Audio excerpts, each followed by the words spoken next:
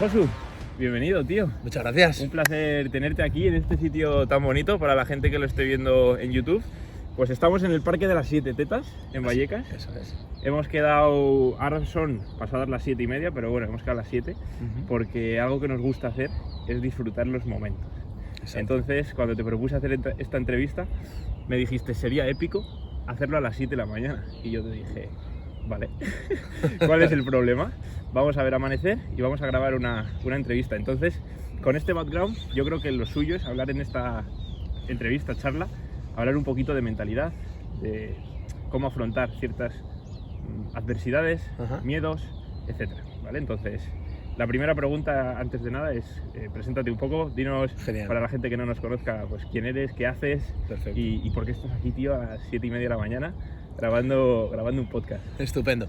Bueno, decir que son las 7:30 de la mañana, que es un sábado y que después de estar toda la semana currando y entrenando como hemos estado ambos, pues yo creo que todavía nos honra más el poder decir, venimos aquí a inaugurar el día y aprovechar pues en un momento de tranquilidad, de buen tiempo, porque ahora mismo hace buen tiempo y realmente pues es un placer estar aquí contigo. Para la gente que no me conozca, yo soy Josué Tarima Arriaga.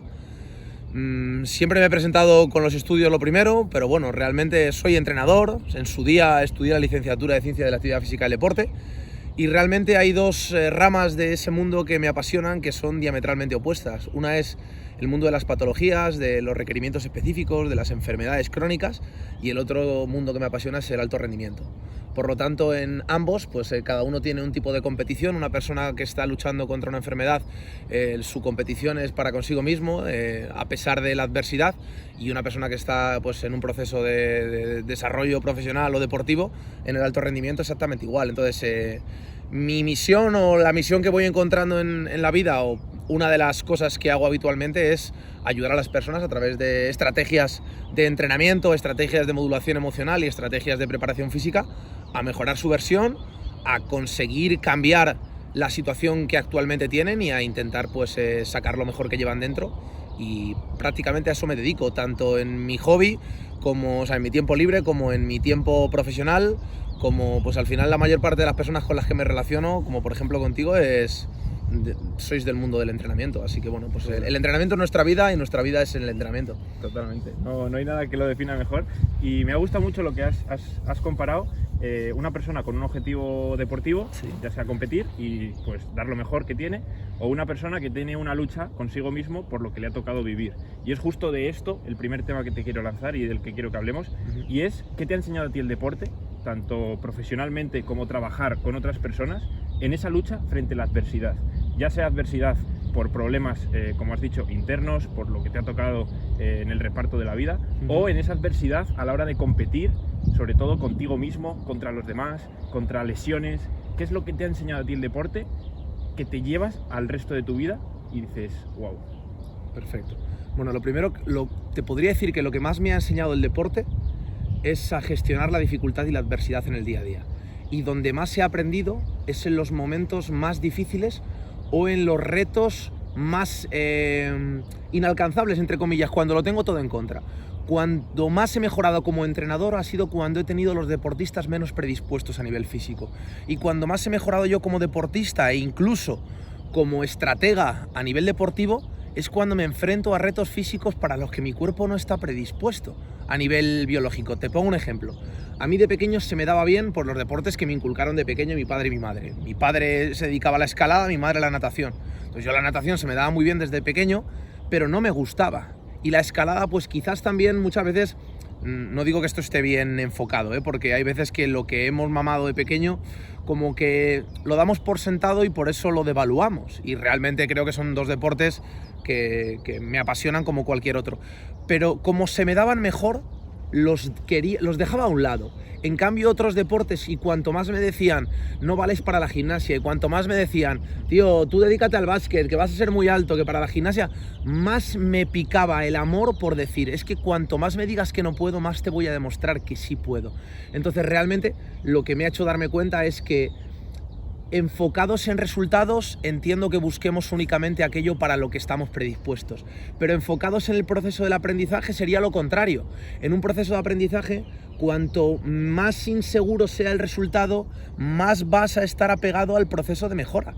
Y realmente te puedo decir que una gran parte de mi desarrollo profesional o de lo que hoy soy a nivel profesional es gracias a la complejidad, a la dificultad y a la adversidad que hay gente que le hace tirar la toalla y a mí me hace implicarme más aún en el proyecto en el que estoy. Wow, tío, me parece brutal la reflexión porque me hace ver y me hace darme cuenta de que la gente con más dificultades es la que más se esfuerza y la que más lucha. En cambio, la gente que está en su casa tranquilamente y no tiene nada que le haga salir adelante, no hace nada. Y es justo esa adversidad, ¿no?, la que nos hace como seres humanos el luchar y el dar lo mejor que tenemos, porque es justo esos límites que intentamos romper, y es lo que tú nos cuentas. ¿Qué persona te viene a la mente, o más que quiero que des nombres o que cuentes historias, ¿vale?, sino qué aprendizajes has sacado de esas personas que tú te has encontrado con las mayores adversidades y les has visto desde fuera y has dicho, joder, me llevo un aprendizaje bestial? ¿Qué aprendizaje nos puedes compartir?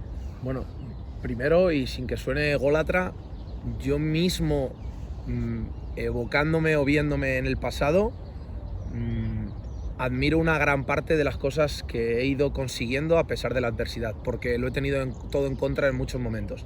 He sido el patito feo o la oveja negra en un momento dado.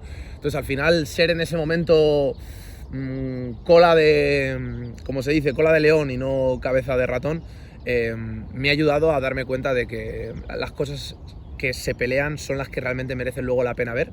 Pero luego he tenido también referentes en mi familia. Yo qué sé, pues yo he tenido a una persona en mi familia que ha seguido adelante a pesar de no tener certidumbre de que fuera a salir adelante, a pesar de que no supiera lo que iba a pasar con su vida.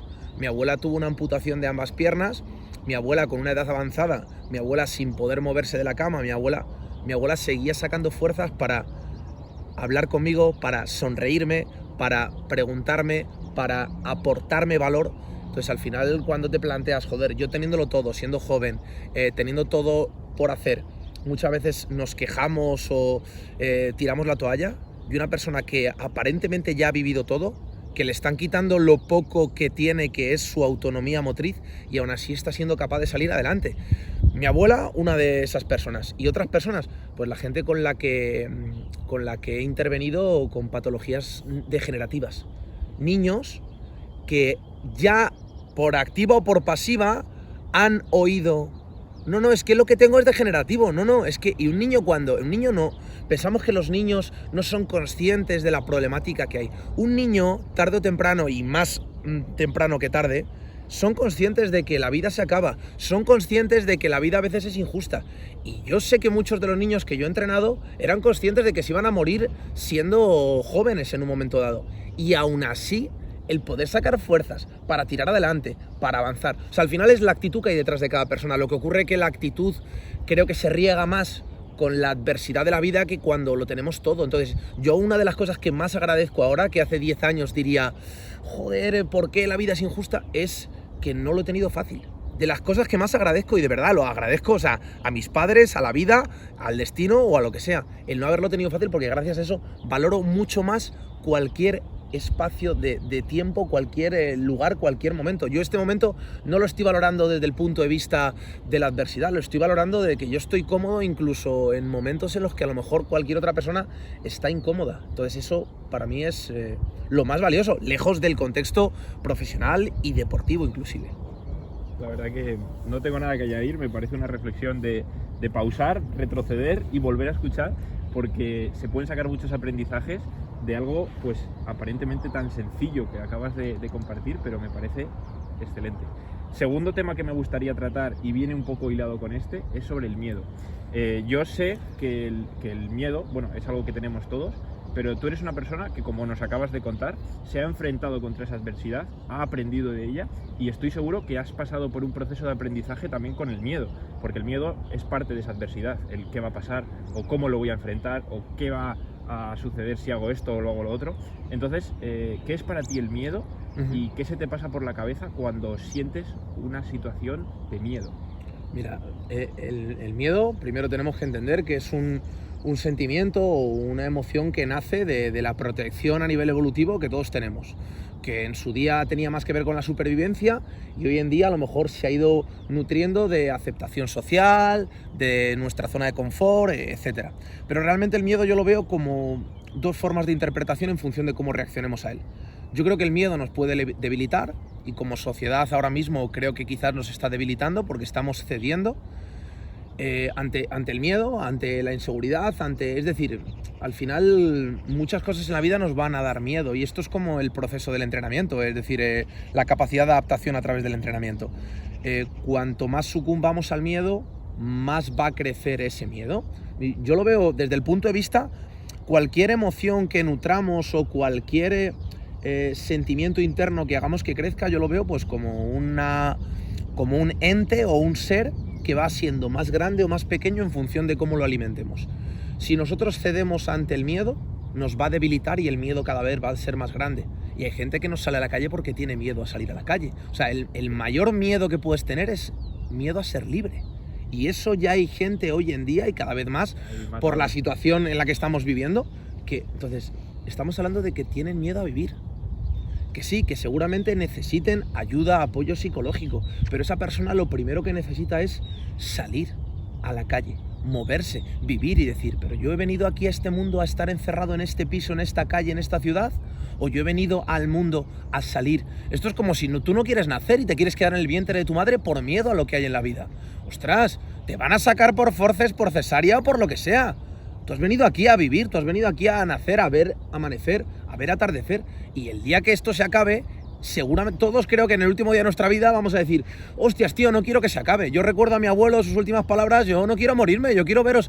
Y se tuvo que morir, pero él no quería y había vivido todo, había vivido, pues eso, desde una infancia en una guerra civil, pasando por una vida con mucho trabajo y él no quería irse. Y mucha gente que ahora mismo está desaprovechando su vida, el día de mañana, cuando le toque irse, no se querrá ir. Entonces, para mí, el miedo es un reto, lo que yo llamo una OPM, una oportunidad para mejorar, porque tengo que valorar si ese miedo es un miedo real. Por ejemplo, es que, no sé, intento que cada vez me den miedo menos cosas. Es que te iba a decir que algo que me diera miedo, pero tampoco me da miedo tirarme colina abajo rodando, ¿entiendes? Entonces tampoco te lo podía poner de ejemplo. Te he visto mirar y a ver qué me da miedo hacer aquí. Claro. Vale, no sé, no me da miedo nada. Entonces, me refiero, tirarte colina abajo, pues podría ser un miedo, en el caso de que te diera miedo, con fundamento real. ¿Por qué? Porque si te tiras, cada vez vas a ir acelerando más y te vas a pegar un buen golpe al bajar. Pero excepto que sea algo físico, el miedo nos protege de algo real y de algo imaginario. Y la mayor parte de las veces nos protege de algo imaginario. Es mucho peor lo que acaba aconteciendo a raíz del miedo que de lo que nos protege aparentemente el miedo. Entonces, vuelvo a lo mismo. Que el remedio sea peor que la enfermedad, joder. Eso no es ser práctico, no es ser pragmático. Yo intento ser una persona muy operativa. Yo soy muy práctico, tío. O sea, causa-efecto por un lado y valorar. Oye, tío, lo que me estás proponiendo es mejor que no hacer nada. Por ejemplo, grabar un podcast es mejor que dormir una hora más. Siempre. Pues vamos a grabar el podcast. Pues exactamente igual. Entonces, el miedo es un entrenamiento que tiene que ir pues entre su dosis mínima efectiva y su máximo volumen recuperable y que tenemos que ir de forma progresiva adecuándonos a él. Adaptándonos. Claro, alguien que tiene, por ejemplo, miedo a las alturas, no le voy a subir al Everest el primer día, pero le voy a subir a lo mejor a un banco que está a 50 centímetros del suelo, aunque le dé miedo. Y a raíz de eso, pues intentaremos ir adaptándonos poco a poco. Y yo estoy en el proceso, ¿eh? Yo hay muchas cosas que me siguen dando inseguridad o miedo, pero por eso mismo paso por... O sea, una persona que, por ejemplo, le dé miedo pasar por una calle a oscuras en un momento dado. Pues, oye, puede ser un miedo real o muchas veces es un miedo nutrido de miedos de cuando éramos pequeños. Pues yo lo que me imagino es lo siguiente. Cuando era más pequeño me daba miedo eso. Yo me imaginaba pasando por esa calle y siendo una luz. Si yo soy una linterna en esa calle, yo estoy iluminando el camino. Por lo tanto, ya no tengo que tener miedo, porque hay luz, yo estoy siendo esa luz. Bueno. Esa es la forma que yo tenía de llevar a cabo un reto. Entonces, la gente pierde libertad a través de retos autoimpuestos sin ser consciente. Hoy me quedo en casa, no quiero salir, tengo miedo. Hoy dejo de hacer esto por comodidad. Hoy no se da cuenta, pero se está poniendo retos con una inercia más fuerte. para salir de ese atolladero y superar los miedos, se superan a través de retos. Lo que pasa que esos retos hay que generarlos, hay que construirlos. Hay retos de destrucción y retos de construcción, y siempre cuesta mucho más construir un edificio que destruirlo. Y hay que tener el valor también de marcarse esos pequeños retos, porque el miedo te frena no solo ante lo que tú has dicho, subirte al Everest, sino que también te va a frenar ante el banco. Sí. Y eso, que la diferencia de desafío es muy grande, pero el miedo te frena en las dos situaciones. Algo que me ha... Bueno, anécdota aparte, quería contarla. Por supuesto. Yo cuando iba por el pasillo de mi casa con la luz apagada, porque es el típico pasillo que enciendes de un lado y de otro, y si se descuadra, le das pero no se enciende y tenías que cruzar para encenderlo. Entonces yo de pequeño lo que hacía, cuando estaba solo en casa y no se había encendido, yo iba hablando por el pasillo diciendo, como salga alguien le reviento, pero lo decía en alto. Entonces me daba esa seguridad a mí mismo y yo decía, como salga alguien lo reviento, y yo iba así apretado y encendía la luz y decía, vale, ya está, ya no ha salido nadie, no va a salir ahora. Entonces es como esa seguridad que te transmites a ti mismo, que al final es la más importante, porque tú puedes ir acompañado, pero en el momento que dejes de ir por ese pasillo con tu padre, ya ese miedo va a volver. Entonces tienes que aprender a lidiar con él, con tus estrategias, para poder cruzar ese pasillo tú solo. Exacto. El deporte. ¿Qué te ha enseñado el deporte a enfrentar en este miedo? Porque tú has hecho infinidad de deportes, muchos, la primera vez que lo hacías son complicados, bueno, todos, de hecho la primera vez que lo hacemos es complicado. ¿Qué te ha enseñado el enfrentarte a esas nuevas modalidades, a esos nuevos pesos, a esas nuevas técnicas para enfrentar o afrontar, mejor dicho, el miedo en tu día a día? Hay una frase de un compi de gimnasia, Adrián Martínez, que quizás esa frase también se la ha aplicado a él, pero yo me la aplico. El miedo, los deportistas lo sentimos cuando no sabemos la sensación que existe cuando superamos ese miedo. Es decir, tenemos ese miedo porque no sabemos o no recordamos o no pensamos siquiera lo potente que es cuando superamos ese miedo. Entonces, yo te puedo decir de los deportes en los que más miedo pasas, primero porque lo he hecho de pequeño y segundo porque hay una incertidumbre máxima, es en gimnasia, cuando tienes que hacer cualquier gesto o cualquier elemento técnico en el aire. Cuando tienes que hacer una escapada en barra, que es una salida haciendo un mortal, en la que una vez sueltas arriba, otra vez sueltas abajo, una vez te pasas, otra vez te quedas corto. Entonces al final, después de cada error en gimnasia, viene un maestro que es un ostión. La caída. Eso es.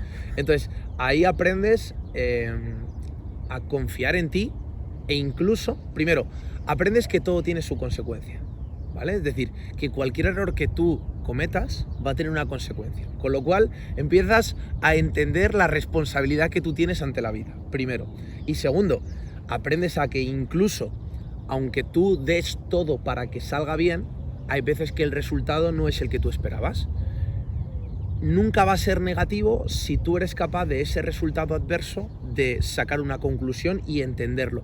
Yo con mis gimnastas, que hay algunos de ellos que quizás a nivel de actitud era algo que les faltaba, pero la pregunta es, ¿quién con 10 años tiene una actitud perfecta ante la vida? Entonces, yo sobre todo les intentaba inculcar, primero, esa disciplina, que creo que el deporte también es muy... es una ayuda muy potente para inculcar esa disciplina, sobre todo que entendieran los errores que cometen, es decir, que cuando de repente se perdían en el aire y se caían, explicarles lo que había pasado e intentar hacérselo ver pues de una manera. Yo por ejemplo simplificaba mucho en el tiempo, las cosas que suceden en un segundo, ¿vale? Y que cuando hay un error normalmente es porque sucede algo imprevisto que se ha hecho de forma brusca. Les intentaba hacer que lo alargaran en el tiempo, que evitaran hacer gestos bruscos, porque ahí es donde iba a venir el error. Por ejemplo, alguien que tiene un tic, te pongo un ejemplo, alguien que tiene un tic no va a tener un tic lento, tiene un tic rápido, sale ipso facto. Si yo a esa persona le digo, vete más paciente y hazme lo que vas a hacer lento, estoy automáticamente prescindiendo de ese tic o prescindiendo de ese error. Entonces en gimnasio lo haces consciente. Eso es. Deja de ser inconsciente. Exacto. Pues una de las cosas que hay que afrontar el miedo es que el miedo en parte tiene un componente inconsciente que hay que empezar a hacer consciente y decir, a ver, realmente te tendría que dar mucho más miedo el quedarte paralizado, estancado, sin aprender ese elemento técnico, que arriesgarte a aprenderlo, porque tarde o temprano lo vas a aprender. Yo a los niños les decía, es que yo no voy a parar hasta que tú aprendas ese elemento. Entonces tú decides si lo aprendemos en una semana, en un mes o en un año. Ahora bien, te digo, cuando lo aprendas me vas a decir siempre lo mismo, ojalá lo hubiera hecho antes. Entonces Pues esa era una de las estrategias que utilizaba. Esto pasa mucho cuando saltas, seguro que has saltado al agua, ¿no? Desde 5, 6, 7, 8, 10 metros, lo que sea, que desde arriba dices, no quiero saltar, pero en cuanto saltas y estás abajo dices, ¡otra vez! Y estás deseando volver a subir para volver a repetirlo. Eso es. Es esa sensación que lo que tú dices, te pierdes más por no hacerlo. Muchas veces, lógicamente hay que pararse a pensar siempre antes, pero muchas veces te pierdes más por no hacer que por hacer. Y esto viene muy bien hilado con el siguiente tema, y es que una vez te escuché que te gustó mucho el libro del poder de la hora. Es un libro, para mí, referencia, que te hace cambiar el clic y dices, wow, esto es algo como que tenías presente, pero que le da una forma y una visión que te hace entenderlo todo muy bien y valorarlo. Y ese es, a colación de este libro, que para quien no lo haya leído, pues lo recomendamos desde aquí, viene mi siguiente pregunta. ¿Cómo mejorar el ser? Porque en este libro, bueno, explícanoslo tú. En este libro se hablan de diferentes puntos de vista, ¿no? del ser humano, del pensamiento del ser humano, y viene muy bien el pensamiento del ser hilado con el deporte. Porque a mí me pasa una cosa, y ahora quiero que lo expliques desde tu punto de vista, que es cuando estoy haciendo mi segmento en bici o en la carrera o nadando, mejor incluso hasta nadando, porque ya no tienes nada más que tú, el adoquín de abajo y ya. Estás inmerso, ¿no? Nunca mejor dicho. Estás inmerso. Entonces, ahí es cuando realmente te das cuenta de qué eres, dónde estás y qué estás haciendo. Estás siendo, ¿no? Exacto. Entonces, cuéntanos un poco qué has aprendido del poder de la hora y cómo lo aplicas. Bueno, lo primero de todo... Espera, antes de que empieces. Vamos a parar. Perfecto. Café time. Así no te corto lo que... No, genial. Lo has hecho de puta madre, tío. ¿Quieres? No, me voy a tomar luego. Si es que me he tomado un café ahora ya, tío. Como me chute más, me pega luego más bajón. Pues, dale, trae. Bueno, lo primero de todo, decir que los libros realmente no creo que sean buenos o malos, sino en función de si estamos preparados para ellos, nos van a ayudar más o menos. Esto es como un entrenamiento que, por ejemplo, a ti te está funcionando ahora mismo, que te pasas y me lo pasas. Y yo te digo, esto es una ruina. Exacto. O sea, esto me está generando de todo menos mejora. ¿Por qué? Porque es un entrenamiento adaptado para ti. Sí es cierto que, y yo es una frase que utilizo muy habitualmente, cuando el alumno está preparado aparecen los maestros. Y es verdad que tú has dicho, el poder de la hora de Eckhart Tolle a mí me ayudó. Yo ahí corregiría. Te dio la oportunidad de aprender o te dio la oportunidad de cambiar y tú la cogiste. Porque hay mucha gente que va a leer ese libro y seguramente sea un libro demasiado trascendental para entenderlo. Entonces yo a la gente lo que le animaría es a que reflexionen acerca de su existencia, que reflexionen acerca de su ser y que dentro de la dificultad que hay, que obviamente no estamos ni en el momento de nuestro nacimiento ni en el momento de nuestra muerte y por lo tanto es más difícil conectar con el ser, que se planteen que el estar cerca a la muerte, ya sea por alguien querido, por algún familiar, por algún amigo, es un momento muy bueno, ese duelo, para intentar hacerte pensar y reflexionar acerca del ser, ¿vale? El ser podríamos decir que es diametralmente opuesto a el constante pensamiento cíclico, repetitivo, que estamos constantemente. Somos solucionadores de problemas, estamos siempre pensando en lo que tenemos por hacer y al final viene nutrido, pues el ejemplo que pongo yo habitualmente es cuando voy a hacer la compra. Cuando voy a hacer la compra voy con la lista de la compra de las cosas que me faltan en mi casa. No de las cosas que ya tengo. Yo no voy a la compra diciendo, qué bien, tengo toda la despensa llena, pero solo me faltan leche y huevos. No, vas pensando en, me falta esto, me falta esto, me falta esto. Y ese me falta esto está constantemente haciéndonos ver lo que no tenemos. Cuando has estudiado 3 carreras y estás en la 4ª, no estás pensando, joder, qué bien todo lo que he aprendido en mi vida. No, estás pensando, no he aprendido esto, tengo que aprender esto, tengo que hacer esto. Entonces, eso nos aleja absolutamente del ser y nos pone siempre en el papel de lo que necesito, de lo que no tengo, de lo que tengo que hacer. ¿Qué ocurre? Pues que aunque el libro de Eckhart Tolle no lo relaciona directamente con el entrenamiento, es mucho más fácil para personas jóvenes como nosotros el poder conectarnos con esa esencia y con el ser de nuestra existencia, que ahora intentaré explicarlo en palabras más coloquiales, a través, por ejemplo, del deporte, y más concretamente del deporte, yo te diría de la competición. Por lo menos en mi caso, a mí el paradigma de sentirme conectado, de hecho, dejar de sentirme, dejar de tener ese apego con lo de relacionar lo que yo soy con lo que yo tengo, con lo que yo no tengo, etcétera, es el momento de la competición. Es el momento en el que estoy en ese estado de flow, en el que no estoy pensando ni respecto a mi pasado, ni pensando respecto a mi futuro. Entonces, al final el momento de la hora o el poder de la hora se resumiría en estar entre los recuerdos que tenemos y los objetivos o los sueños que tenemos sin pensar en ninguno ni en otro. De manera que el tiempo pasa a un segundo plano. El tiempo habitualmente es el que nutre toda nuestra vida. Lo bueno, creo que menos, porque lo bueno está más alejado del tiempo. Entonces, nutre nuestro pasado con los problemas que nos da. Por ejemplo, la depresión pues muchas veces viene asociada a un problema del pasado, la ansiedad viene asociado a llego tarde al trabajo, por lo tanto no he llegado todavía porque es un futuro.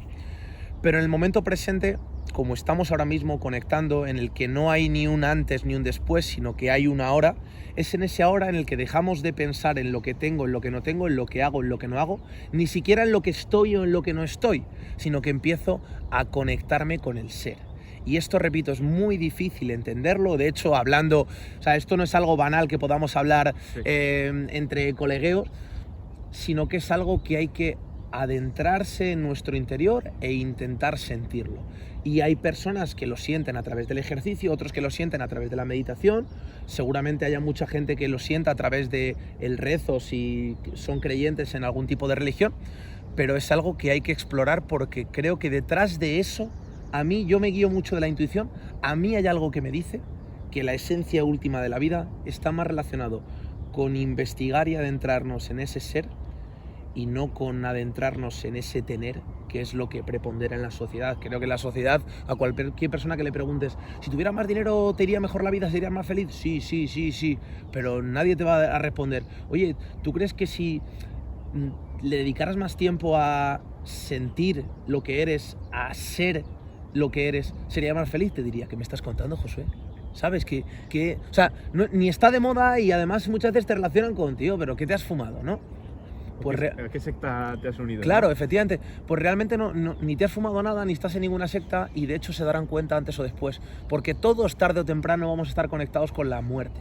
Y cada vez más. Yo siempre digo, cuantos más años vivimos, más gente despedimos por el camino.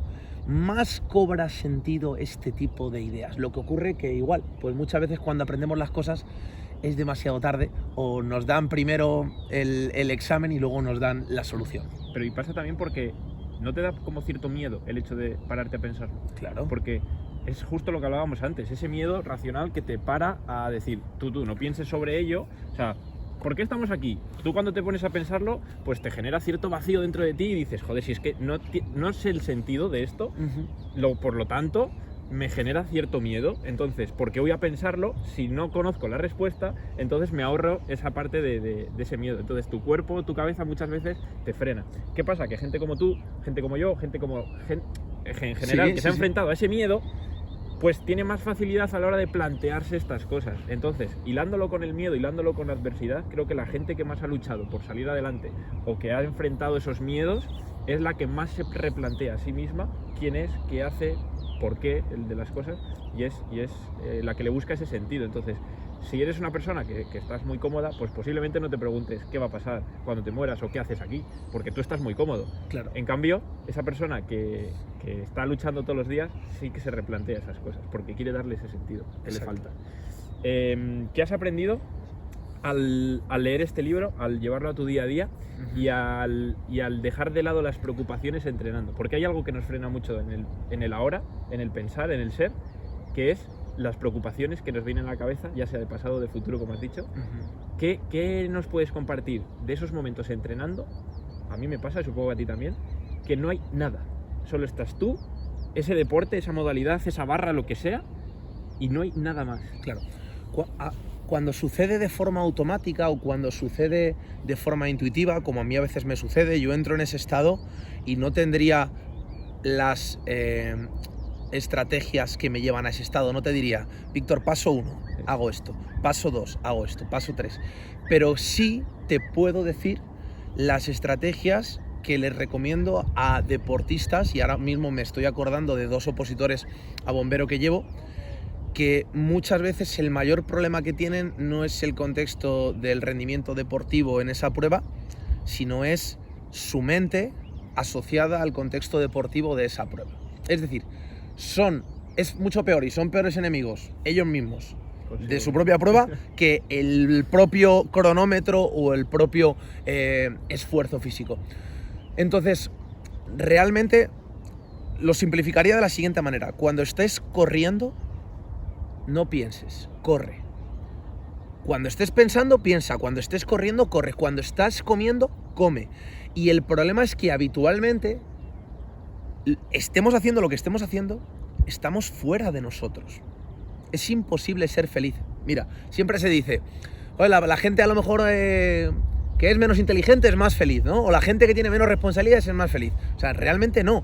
La gente que está menos pensando fuera de sí mismo es más feliz.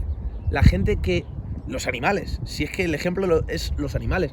Tú no vas a ver nunca, yo ahora que he venido de Pamplona en coche, yo no veo un solo prado, ni un solo campo en el que haya vacas o haya cabras y estén mirando a otro lado preocupándose lo que toca antes o después. No, tío, están rumiando, están comiendo, están en su momento presente. Entonces, muchas veces estamos anteponiendo, es decir, estamos previamente haciendo un juicio de valor de lo que viene después que lo que ocurre después. Por ejemplo, cuando tocan serie de 800 a estos deportistas, están 3 días antes diciendo, madre mía, lo que voy a sufrir, madre mía, serie de 800, madre mía, lo que me cuesta. Realmente lo único que estás haciendo es rasgar tu propia herida. Es imposible que tú lleves 3 días alimentando un pensamiento negativo de las series de 800 y que lleguen las series de 800 y ya no que las disfrutes, que salgan bien. Es imposible. Es imposible, porque tú le llevas preparando a tu cuerpo para lo que va a suceder. ¿Por qué no preparas a tu cuerpo diciendo e intentando conectar con, en el momento en el que llegue voy a dar lo mejor? Y al dar lo mejor, esa situación va a cambiar drásticamente, porque estoy intercambiando esfuerzo físico por sentido, por esa esencia. Entonces, con el entrenamiento, yo cuando estoy entrenando. No existe el Josué entrenador, no existe el Josué empresario, no existe el Josué hijo, Josué hermano, Josué con problemas, Josué... No, existe el entrenamiento en ese momento. Y eso es un momento que son resquicios de paz y de tranquilidad. Cuantos más los ensanches, más feliz y más sentido va a tener tu vida. El problema es que si yo estoy 3 horas entrenando, pues 3 horas de mi día tengo asegurado el ser. Pero el que no entrena está 24/7 y cada vez más inmerso pues en una constante dicotomía entre lo malo y lo peor, lo malo y lo peor, lo malo, lo que puede ser y lo que no fue. Y así vivimos y desaprovechamos el tiempo. Es que es imposible cuando hablamos de estar inspirado o disfrutar de... Es imposible con esa mentalidad. Hay que cambiar la mentalidad, hay que cambiar la actitud. Y una de las cosas más importantes es con las personas con las que estamos. Que tú puedes ser la oveja negra, es decir, tú puedes tener un grupo de personas extraordinarias y ser un negado. Pero tranquilo que tarde o temprano te van a dejar de lado excepto que tú cambies. Pero ocurre al revés. Hay gente con una muy buena actitud y predisposición, pero está constantemente rodeado de pensamientos negativos. Pues déjame decirte una cosa, aunque tu habitación esté muy limpia y huela muy bien, si el resto de habitaciones huelen a mierda, la casa en conjunto huele a mierda. Entonces, empecemos a limpiar y a querer limpiarlo, sobre todo, a querer limpiarlo, a querer cambiarlo. Entonces la pregunta es, ¿nosotros queremos cambiar eso? ¿Nosotros estamos dispuestos a los consejos que pedimos? Yo, Víctor, si te pido consejo de algo, no es para escuchar a ver cuál es tu opinión, no. Si te pido consejo algo primero, es porque ya he buscado soluciones y no las he encontrado. Por lo tanto, lo que me digas seguramente lo lleve a cabo. La gente pide consejos para seguir haciendo lo mismo. Lo que hace. La gente quiere cambiar, pero no quiere cambiar. Y es parte de ese autodiálogo que comentabas al principio, de qué sirve el hacerte daño a ti mismo pensando que vas a sufrir si todavía no sabes si vas a sufrir. Eso es. Porque muchas veces, y yo creo que esto lo dices también desde el aprendizaje, porque estoy seguro que tú te ha pasado y has visto ese entreno o has dicho, joder, este día de la competición voy a sufrir como un cabrón o lo voy a pasar mal, pero luego lo cumples, sabes que tienes un aprendizaje, sabes que incluso lo has pasado mal, pero has aprendido de ello y te das cuenta que el pensarlo de esa manera, el decirte a ti mismo que vas a hacer eso, aunque no lo sepas, no te ayuda. Entonces sacas ese aprendizaje y es algo que yo creo que toda la gente tiene que pasar por ello para aprender de ello. Como casi todo en la vida, al final tienes que pasar por algo para aprender. Muchas veces se puede aprender sin pasar, es muy difícil. Es más difícil. muy difícil. Yo siempre digo, nadie escarmenta en cabeza ajena. Y sí es difícil. cierto que se puede, es decir, que le haya pasado a alguien cercano a ti eso y que tú cojas y lo interpretes y te anticipes a ello. Pero en términos generales, la voz de la experiencia es la mejor. Y justo la última parte de esta charla te quería sacar un tema y es el pensamiento de no puedo, que es justo lo que has hablado ahora, ese autodiálogo de verte a ti en un futuro y diciéndote a ti mismo que no puedes hacer eso, incluso ya sea un futuro cercano como antes de una serie, no puedo tirar este peso porque muchas veces se nos pasa por la cabeza, o no puedo hacer ese reto de aquí a 2-3 meses vista porque no estoy preparado. Claro. Pero tú no sabes si en 3 meses lo vas a estar. O ¿por qué no te planteas el hecho de qué puedo hacer para estarlo? No directamente decir no puedo. Entonces, ¿qué importancia le das a ese autodiálogo, tanto interno de corto plazo como interno para prepararte y potenciarte a largo plazo? Bueno, la duda siempre debería ser, o deberíamos dejar el beneficio de la duda a nuestro favor. No ante la duda ponerme en lo peor. Yo hoy por hoy no me permito tener pensamientos negativos. No me lo puedo permitir. Igual que yo no me puedo permitir después de un entreno no ducharme, porque considero que es de crucial importancia, de vital importancia. Mira, yo analizando 3 etapas de mi vida, podría decir que en su día, cuando yo empecé, que a lo mejor hay gente que ahora mismo empieza con 40 años y esa etapa que yo viví con 10 años, la tienen que vivir con 40. Pero es así, es como alguien que nunca ha estudiado un idioma. Pues tienes que ponerte en el papel de aprendiz, de novato, de amateur, de niño pequeño. Cuando nosotros dejamos que nuestros pensamientos negativos nos llenen la cabeza, obviamente no va a salir nada bueno de ahí. Pero el que no salga nada de bueno es un aprendizaje muy bueno en sí mismo, porque estamos siendo conscientes de que lo que genera toda esa vorágine de pensamientos negativos es en última instancia algo negativo. Entonces, cuando fallamos, cuando sale todo horrible, decimos, ostras, ¿cómo va a salir bien con todo lo malo que tenía en la cabeza? Una vez que he sido consciente de eso, lo que intento es que los pensamientos negativos estén menos tiempo en mi cabeza. Entonces entraban, pero con mucho esfuerzo los intentaba sacar. Hoy en día, el objetivo que me planteo en cada competición y que sigo consiguiendo independientemente del resultado, es que ese pensamiento negativo ni siquiera llegue a entrar en mi cabeza. Porque si entra en mi cabeza ya tengo que estar invirtiendo tiempo y esfuerzo en sacarlo. Hoy en día yo no me puedo plantear, no me puedo permitir que antes de una serie entre en mi cabeza un pensamiento negativo, porque estoy dándole la oportunidad de que eso falle. Por ejemplo, alguien a quien tú quieres, no te puedes permitir el lujo de faltarle al respeto, porque si le faltas al respeto, aunque luego te arrepientas y pidas perdón, a lo mejor has perdido a esa persona. Eso es algo que tenemos que ser, volvemos a lo mismo, ser conscientes. Si perdemos la conciencia, es decir, cuando hacemos algo, le ponía ayer el ejemplo a mi hermana, ¿vale? Un ejemplo muy sencillo. Oye, Irene, tú, siendo consciente, ¿te tirarías un pedo en público delante de mucha gente? No, ¿verdad? Otra cosa es que se te escape. Si se te escapa es porque no has sido consciente de ello. Pero siendo consciente jamás lo harías. Pues eso mismo llevado a cabo en todo lo demás, cuando algo sucede en tu vida de forma negativa es porque no estabas siendo consciente, porque has dejado la puerta a que eso entrara. Si yo estoy predispuesto y estoy en guardia, estoy diciendo, aquí no va a entrar nada negativo, porque cuando entra algo negativo, tengo lo mismo que intentar 45 veces sacarlo de mi mente. Es decir, tengo que hacer 45 visualizaciones. Es como si te digo, oye, tienes que repetirme esa técnica de carrera 45 veces, porque no ha salido bien, porque no ha salido bien, porque no ha salido bien. Vamos a intentar concentrarnos y hacer un calentamiento perfecto para que salga bien desde la primera. Y así desde la primera estamos ahorrándonos mucho tiempo, mucho esfuerzo. Obviamente esto es cuestión de entrenamiento y es entrenable. A decirle a toda la gente que nos está escuchando que todo lo de lo que estamos hablando es susceptible de mejora hasta el último día. La entrenabilidad que yo siempre hablo es sinónimo de susceptible de mejora. Todo lo que tenemos es susceptible de mejora. Todo. A nivel físico una persona con 80 años puede mejorar.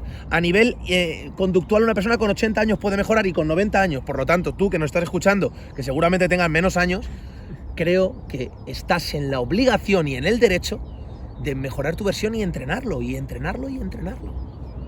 Creo que no voy a decir nada más. Esta reflexión que nos has lanzado va a ser el final de esta grabación. Darte las gracias por este rato. Al final no hemos visto salir el sol, pero creo, tiene que estar por ahí. sí, creo que la propia luz ya nos ha ido iluminando y al final, bueno, hemos disfrutado no de la salida del sol, pero sí de esa iluminación, tanto externa como interna. Exacto. Que al final no es solamente lo que se ve, sino también lo que se siente.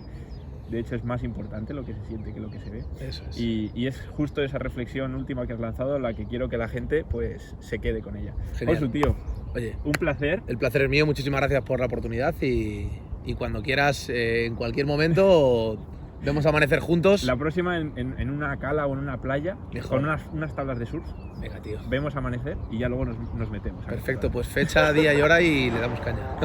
Muchas gracias a todos. Chao, chao. Tú, lo del surf lo digo en serio, ¿eh? Escucha, No hay mejor amanecer que verlo con las tablas de surf, chaval. yo te digo una cosa, lo podría haber dicho por compromiso, pero te he cerrado con día y hora.